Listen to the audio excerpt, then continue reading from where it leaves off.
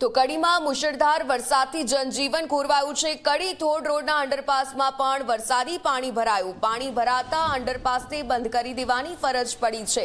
નગરપાલિકાએ પંપિંગની મદદથી પાણી ઉલીચવાનું કામ શરૂ કર્યું। વોર્ડ નંબર 9ના કોર્પોરેટરના પતિ કામગીરી કરતા નજરે પડ્યા।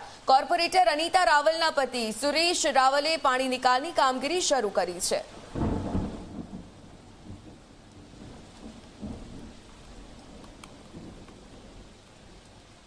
મોડી રાત સુધી કડીમાં વરસાદ અને વરસાદના પગલે ઠેર ઠેર પાણી ભરાયા છે। અત્યારે હાલ અંડરપાસના દ્રશ્યો આપ જોઈ રહ્યા છો।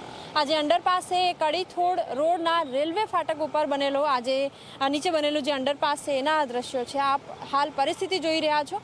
પ્રશાસન એક તરફ કામગીરી કરી રહ્યું છે, પરંતુ અહીં જે પાણી ભરાવાની જે સ્થિતિ છે એનો જાણે નિકાલ ન આવ્યો હોય તે પ્રકારની સ્થિતિ જોવા મળી રહી છે। આખો ને આખો અંડરપાસ પાણીથી ભરાઈ ગયો છે। પમ્પિંગ મૂકવામાં આવ્યું છે, પરંતુ હજી સુધી પાણીનો નિકાલ નથી આવ્યો। ઠેર ઠેર આ જ પ્રકારની પરિસ્થિતિ છે। કડી વિસ્તારમાં આવેલો આ બીજો અંડરપાસ છે કે જ્યાં આ પ્રકારની સ્થિતિ જોવા મળી રહી છે અને અત્યારે આ અંડરપાસ વાહન ચાલકો માટે બંધ કરવાની ફરજ પડી છે। કેમેરામેન તુષાર શાહ સાથે સપના શર્મા, ઝી24 કલાક, કડી। તો આ વરસાદની સ્થિતિની વચ્ચે સમગ્ર અંડરપાસના આપ દ્રશ્યો જોઈ રહ્યા છો। આખા અંડરપાસમાં પાણી જ પાણી ભરાઈ ગયું છે અને આ પાણી ભરાતા અંડરપાસને હવે તો બંધ કરી દેવાની ફરજ જ પડી ગઈ છે। કડી વિસ્તારમાં અત્યારે હું ઉપસ્થિત છું અને અહીંના અંડરપાસની સ્થિતિ આપ જોઈ શકો છો। અહીં પમ્પિંગ સ્ટેશન લગાવવામાં આવ્યું છે, પરંતુ હજી સુધી પાણીનો નિકાલ નથી આવ્યો।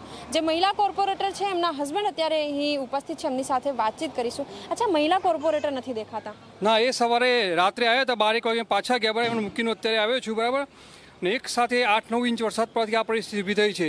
સવારથી કોર્પોરેટર, પ્રમુખ, ઉપપ્રમુખ બધા જ ઊભા પગે છે, બરાબર, પણ કુદરતી આ વસ્તુ છે, બરાબર, રોકી શકાય નહીં।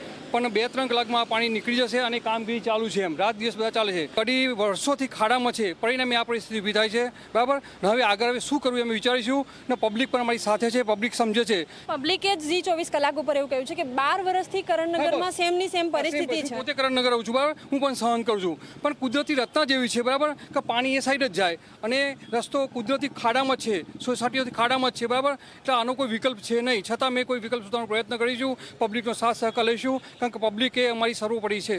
અચ્છા, પબ્લિક એવું કહે છે કે બિનહરીફ કારણ કે ચૂંટણી જીતી ગયા છે એટલા માટે નગરસેવકો વિસ્તારની મુલાકાત માટે નથી આવ્યા। બેન, અમે બિનહરીફ કેમ ચૂંટાયા? કે અમારા અગાઉના કોર્પોરેટરે સારું કામ કર્યું હતું, એના કારણે કોંગ્રેસમાં કોઈ ઊભું રહ્યું નહીં। જો અમે એ લોકોએ સારું કામ ના કર્યું હોત તો એ લોકોએ શું કહો અમને ચૂંટો જ નહીં।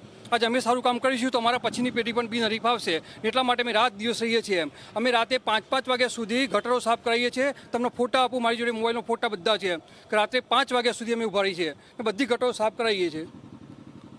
તો જે ચૂંટાયેલા પ્રતિનિધિ છે તેમના હસબન્ડ અહીં ઉપસ્થિત છે અને જે લોકો છે એવું કહી રહ્યા છે કે જે વરસાદી પાણી નથી ઉતર્યા। જો કે તેની સામે પ્રશાસનના દાવા એવા છે કે તેઓ સવારથી આ કામગીરીમાં જોડાઈ ગયા છે। અત્યારે અંડરપાસના દ્રશ્યો પણ આપ જોઈ રહ્યા છો કે જેમાં પમ્પિંગની મદદથી જે પાણી છે એ બહાર કાઢવામાં આવી રહ્યું છે। કેમેરામેન તુષાર શાહ સાથે સપના શર્મા, ઝી24 કલાક, કડી।